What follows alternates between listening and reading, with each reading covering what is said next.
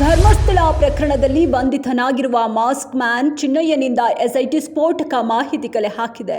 25ಕ್ಕೂ ಹೆಚ್ಚು ವಿಡಿಯೋಗಳನ್ನು ತಯಾರಿ ಮಾಡಿಟ್ಟುಕೊಂಡಿದ್ದ ಬುರುಡೆ ಗ್ಯಾಂಗ್ ಚಿನ್ನಯ್ಯನ ಬಂಧನ, ಪರಾರಿ ಅಥವಾ ಒಂದು ವೇಳೆ ಮೃತಪಟ್ಟರೆ ಹೇಗೆ ಬೇಕೋ ಆಯಾ ಸಂದರ್ಭಗಳಿಗೆ ಅನುಗುಣವಾಗಿ ಬಿಡುಗಡೆ ಮಾಡಲು ಯೋಜನೆ ರೂಪಿಸಿತ್ತು ಎಂಬುದು ಬಹಿರಂಗ.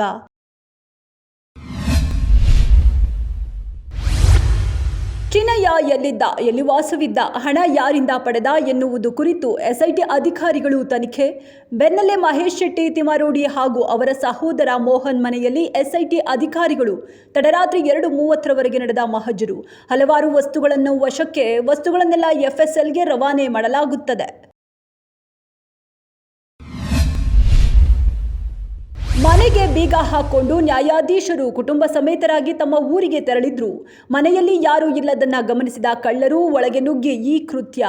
ವಿಜಯಪುರ ಜಿಲ್ಲಾ ನ್ಯಾಯಾಲಯದ 5ನೇ ಹೆಚ್ಚುವರಿ ಮತ್ತು ಸೆಷನ್ ನ್ಯಾಯಾಧೀಶ ಸಚಿನ್ ಕೌಶಿಕ್ ಅವರ ಬಾಡಿಗೆ ಮನೆಯಲ್ಲಿ ಕಳ್ಳತನ.